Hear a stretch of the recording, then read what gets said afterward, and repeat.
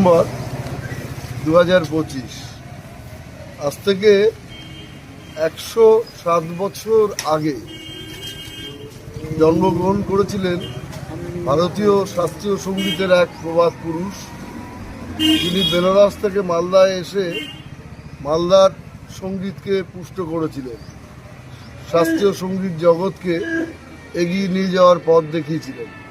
এরকম একজন মানুষ পণ্ডিত বিষ্ণু সেবক মিশ্র, আমরা যাকে সকলেই গুরুজি বলে জানি। তিনি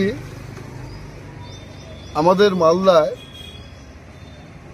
যে কোনোভাবেই হোক তার পরিবারকে নিয়ে মালদায় চলে এসেছিলেন এবং ভারত বিখ্যাত এরকম মানের একজন শিল্পী এবং শিক্ষক, যাকে মালদায় পাওয়াতে মালদার সঙ্গীত জগৎ, মূলত ধ্রুপদী সঙ্গীত জগৎ, শাস্ত্রীয় সঙ্গীত জগৎ এগিয়ে গেছে। পরবর্তী সময়ে মালদার প্রায় সকল শিল্পী তার কাছে তালিম নিয়েছেন এবং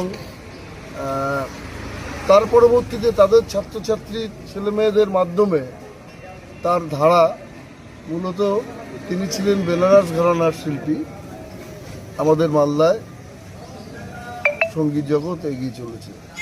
আমরা খুব আনন্দিত যে এরকম একজন মানুষ